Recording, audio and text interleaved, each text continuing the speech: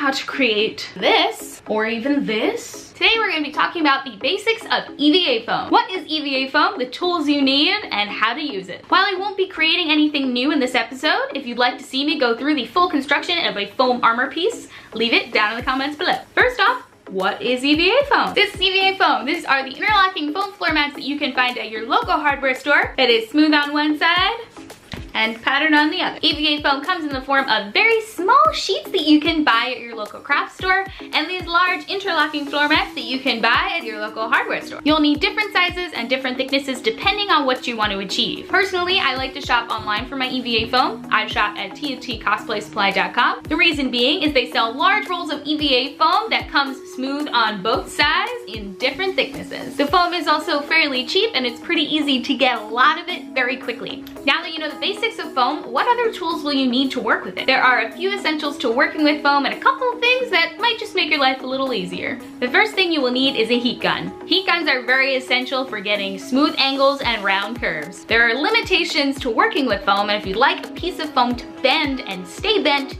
you need to heat it first. Heating it will help you maintain a curve and have it cool in place so that it stays that way. The next thing you'll need is a knife. You can either use a box cutter, whether it be a large or small box cutter, multiple blades, or an X-Acto knife. The reason being is you gotta get your pieces out of the foam somehow. You will need sharp blades to get smooth edges. Don't have any smooth edges? Well, that's what a Dremel is for. A Dremel can be used with a sanding tip to bevel edges, round curves, and add details. Remember to always change your sanding tips and take caution when using a Dremel. Last but not least, you're gonna need some primer for paint. You cannot paint directly over EVA foam. You need something to seal it with. I recommend Plastidip. Plastidip is a great primer for you to use on your foam. Because it is a spray, you won't get any brush strokes. The only downside is that it can be expensive and a little bit time consuming. So there are other alternatives like Mod Podge and wood glue. However, you are sacrificing the smoothness of your foam. Remember that foam will absorb paint without a primer.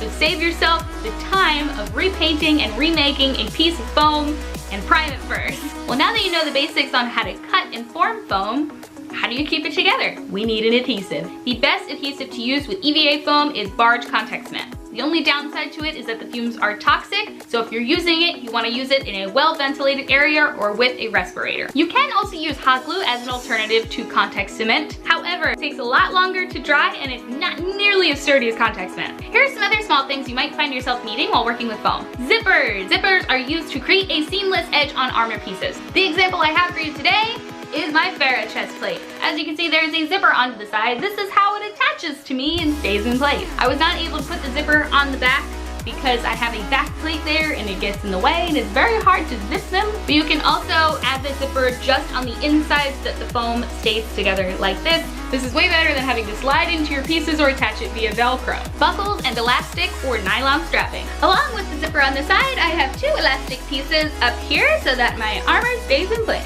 When I go to add the shoulders, they connect via one hook in the back and two hooks in the front. I simply flip it over myself and clip the two clips that are attached to my chest plate. This makes armor pieces quick and easy to take on and off and attach to one another. You can buy nylon strapping, elastic, and these clips on Amazon in bulk for pretty cheap. Quick Seal. Quick Seal is an acrylic sealant that can quickly help you hide your seam. The best example I have of that is my Farrah helmet. You can see that on the top there is a seam all along the edge. This is all filled with Quick Seal. These two pieces are separate and they had a small gap in between, so I filled it with Quick Seal and sanded it down to give it a nice smooth edge. A ruler for clean cuts and straight lines. And last but not least, scissors. That's right, I use scissors to cut foam. Judge me if you want. These are large fabric scissors that you can find at your local craft or fabric store. I find that they work amazing on foam. Get yourself a pair of these. I can tell you, it works really, really well. And you can always clean up your edges later with a Dremel. Now I'm gonna walk you through one or two of my creations to show you how I made it with foam. This bad boy is my Farrah rocket launcher. This was made with multiple thicknesses of EVA foam, including the foam floor mats and some of which that I got at TNT Cosplay Supply. The inside kind of core here is actually a poster board, so this centerpiece here is pretty sturdy. And then the majority of this is just layering foam. There's 4 layers of foam right here to give it a little bit more support. There are 3 layers here on the handle. There's 1 layer here on this part of the handle. And you can see it's just a lot of layering, it's a lot of detailing, it's a lot of dremeling. Just in the front alone, there are 1, 2, 3, 4, 5, 6, 7, 8, 9, 10, 11 pieces of foam that are kind of all glued together in various sorts of forms and fashions. You can also see a bit of the detailing that I did with the Dremel. There's an angle here. I Dremeled this small piece here and then used an X-Acto knife to cut through here to give it that little ridge. There's a lot of cutting, it's a lot of gluing, it's a lot of measuring, and it's a lot of teeny tiny pieces to make this giant thing.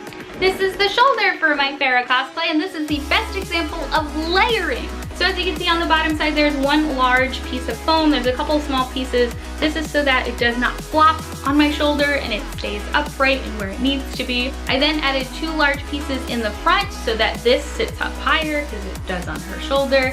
I added a couple pieces here that are slightly thin so that you don't see inside of my shoulder. There are a couple thin pieces here to make the little latch where her rockets are, and then some thin detailing on the side. This is 2 pieces of foam with an X-Acto knife carving. So yeah, it's a lot of layering, it's a lot of dremeling, a lot of cutting.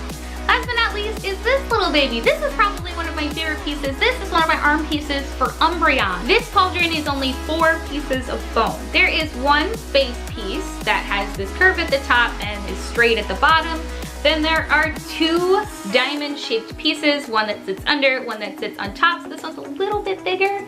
And then the circle piece at the top. I lied, there are 2 more pieces. There's 2 pieces on top of this bevel here to give it a little bit more dimension. And that's really about it. Actually very easy, it just takes a lot of time and a lot of practice. And once you get it down, I guarantee you'll get it right. Thank you guys so much for watching this video. I hope you enjoyed it. If you did, don't forget to hit that subscribe button and hit the notification bell. I'm now going to have a regular upload every single Monday. So there will be a video going up every Monday from now until hopefully the end of time. I do leave for California on the 29th, so the Monday beforehand I will be taking off. And the following week, I will be uploading 4 or 5 separate videos in 1 week. If there's anything cosplay related you would like to see me do here on the channel, be sure to leave it down in the comments. And I will see you guys in the next video.